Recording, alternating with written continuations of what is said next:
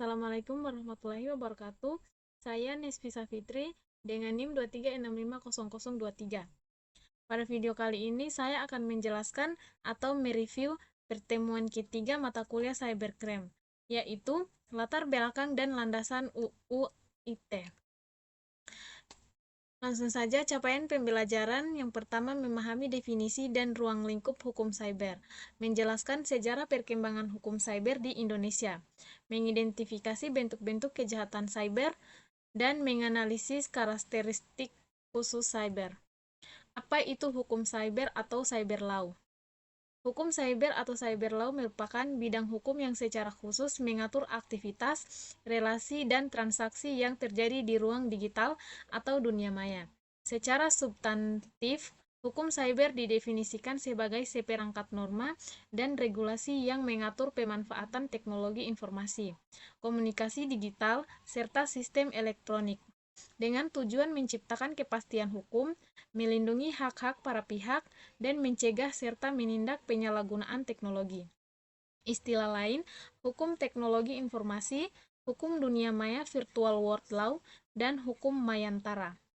Cukup cakupan luas tidak hanya kejahatan, tapi juga e-commerce, hak cipta, tanda tangan elektronik, dan lain-lain. Ruang lingkup hukum cyber.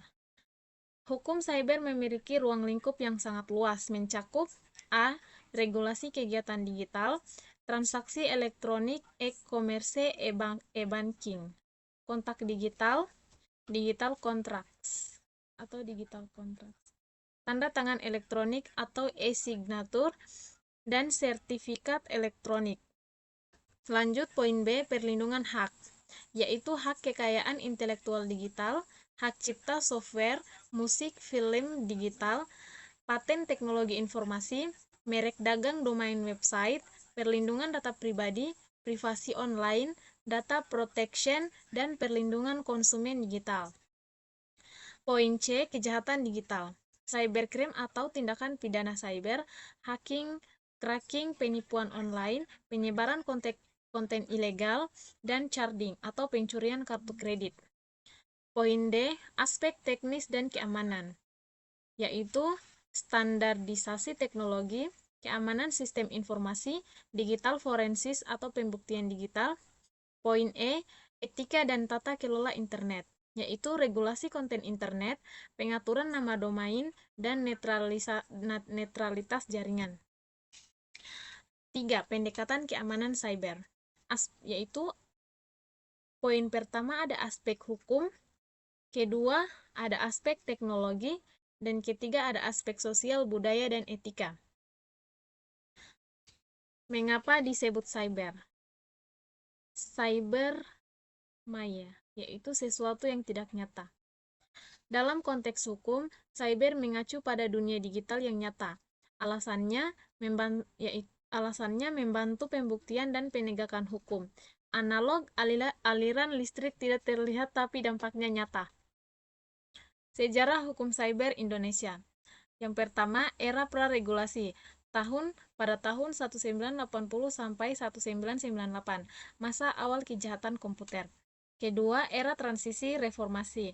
Pada tahun 1998 sampai 2008, kebangkitan internet dan awal regulasi.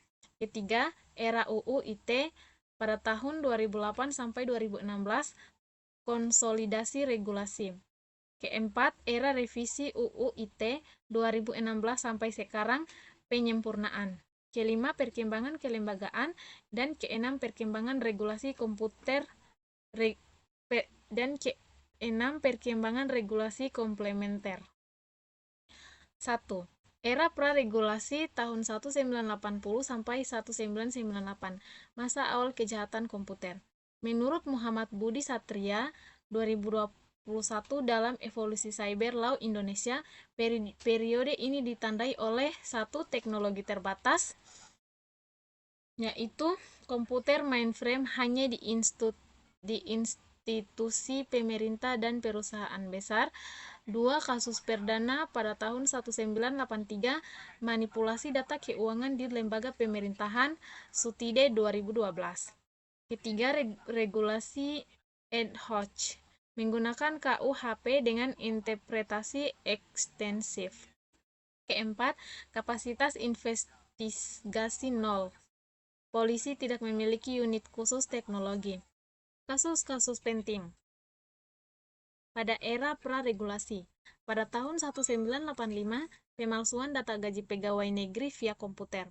Pada tahun 1990, manipulasi sistem perbankan awal bank pemerintahan. Pada tahun 1994, pelanggaran hak cipta software komersial pertama. 2. Pada era transisi reformasi tahun 1998 sampai 2008, kebangkitan internet awal regulasi. Perkembangan infrastruktur digital. Laporan APJLII atau Asosiasi Penyelenggaraan Jasa Internet Indonesia mencatat pada tahun 1998 internet komersial mulai berkembang pasca krisis ekonomi. Pada tahun 2000, penggunaan internet mencapai 2 juta orang. Pada tahun 2005, ledakan warnet, warung internet di seluruh Indonesia. Pada tahun 2008, pengguna internet 25 juta, 10% populasi. Regulasi pendahulu UU ITE, Dermawan 2009, dalam Regulasi Teknologi Informasi di Indonesia mengidentifikasi Undang-Undang Nomor 36 1999 tentang telekomunikasi. Pasal 1, internet sebagai bagian telekomunikasi. Pasal 2, larangan akses tanpa hak, keterbatasan, fokus pada infrastruktur bukan konten. Undang-Undang Nomor 19 Tahun 2000 tentang hak cipta. Pasal 72 ayat 3, sanksi pembajakan program komputer. Implementasi minim akibat budaya pembajakan. Peraturan Bank Indonesia Nomor 5 PBI 2003, transaksi elektronik per bank, dasar hukum e-banking awal. Inisiatif Civil Society. Laporan ICT Watch 2006. Pada tahun 2003, Lokakarya Nasional pertama Cyber Law Indonesia. Pada tahun 2005, rancangan akademis UU ITE oleh Konsorsium Universitas. Pada tahun 2007, DPR mulai pembahasan RUU ITE. Yang ketiga, era UU ITE 2008 sampai 2016. Konsolidasi regulasi. Proses legislasi 2008, catatan paripurna DPR tanggal 21 April 2008.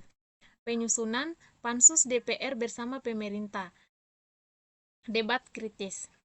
Pasal multitafsir, pasal 27 ayat 3 tentang pencemaran nama baik, kebebasan berekspresi, kekhawatiran aktivitas dan akademisi. Implementasi 2 tahun sosialisasi nasional. Implementasi dan kontroversi data SafeNet pada tahun 2010 sampai 2015, 100 tambah kasus pidana berdasarkan UU ITE. Dominasi 70% kasus terkait pasal 27 ayat 3 atau pencemaran nama baik.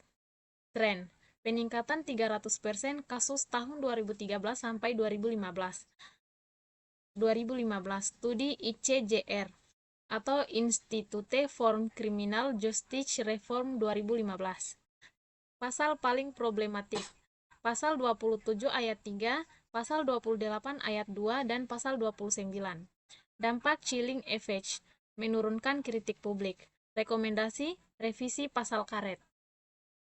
Yang keempat, era revisi UU ITE 2016 sampai sekarang. Penyempurnaan.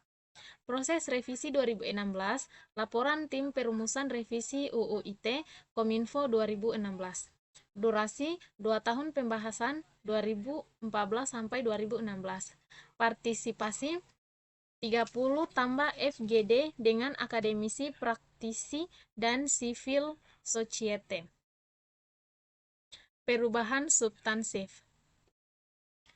Yang pertama ada restoratif justice untuk detik aduan. Kedua, mediasi wajib sebelum proses hukum. Ketiga, pembatasan penahanan. Dan yang keempat, klarifikasi pasal multitafsir. Evaluasi pasca revisi penelitian Lembaga Kajian Hukum ITB 2019. Positif, penurunan 40 kasus pencemaran nama baik. Negatif, implementasi mediasi belum optimal. Rekomendasi capacity building aparat. Yang kelima, ada perkembangan kelembagaan. Struktur institusi penegakan hukum cyber peta lembaga atau BSSN tahun 2020. Badan Cyber dan Sandi Negara BSSN dibentuk pada tahun 2017 melalui proses nomor 53 tahun 2017. Mandat Koordinator Keamanan Cyber Nasional. Capaian sertifikasi 500 tambah ahli keamanan cyber. Direktorat Tindak Pidana Cyber Bareskrim Polri. Evolusi pada tahun 2003 Subdit Cybercrime. Pada tahun 2010 Direktorat Cybercrime. Pada tahun 2020 penguatan kapasitas forensik digital. Statistik 500 tambah kasus per tahun 2000 pada tahun 2022. ID card atau Indonesia Computer Emergency Response Team.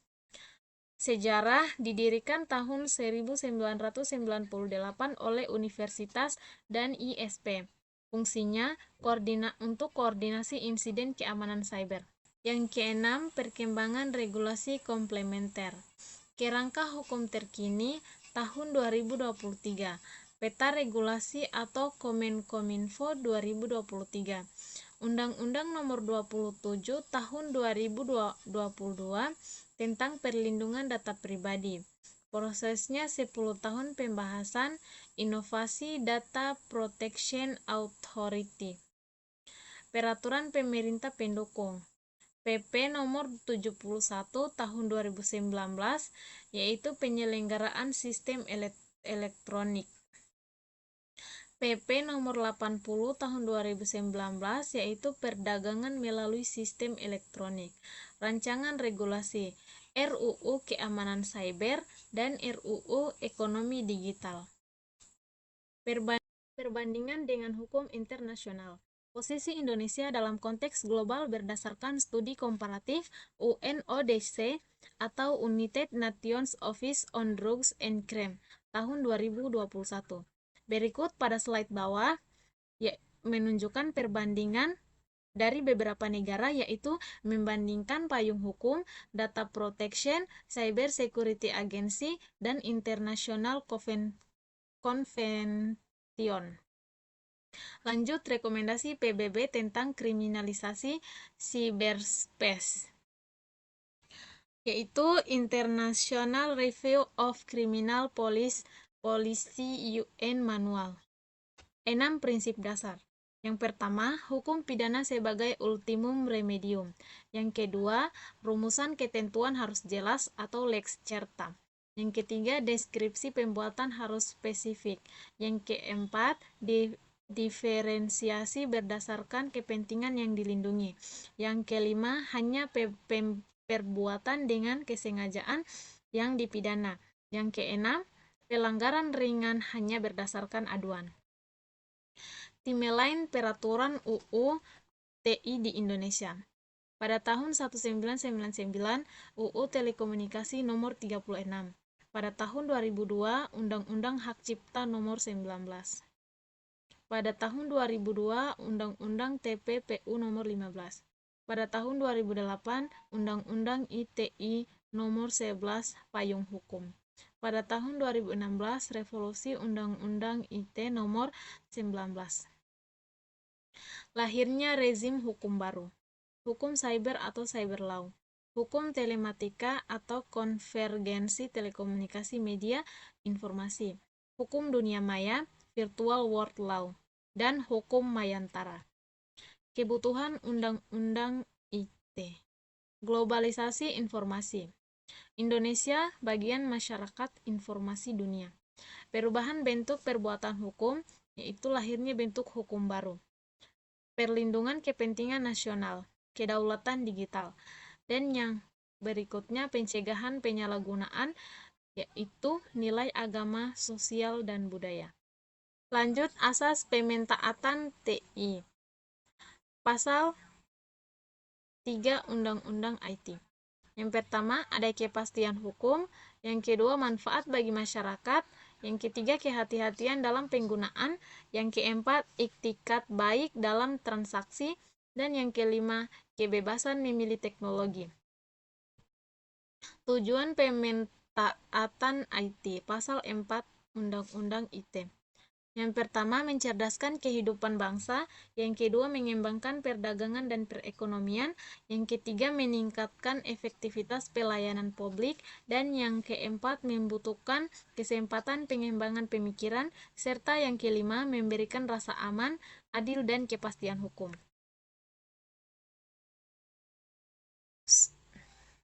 Studi kasus atau perbankan online. Faktanya, masyarakat dan perbankan gunakan IT sebagai tools. Regulasi sebelum Undang-Undang IT tidak komprehensif. Pasca Undang-Undang IT, payung hukum transaksi elektronik, contoh mobile banking, internet banking, dan e-wallet. Mungkin itu saja yang dapat saya sampaikan pada video review pertemuan ketiga. Lebih dan kurangnya mohon dimaafkan. Saya akhiri dengan ucapan wabillahi taufiq. Assalamualaikum warahmatullahi wabarakatuh.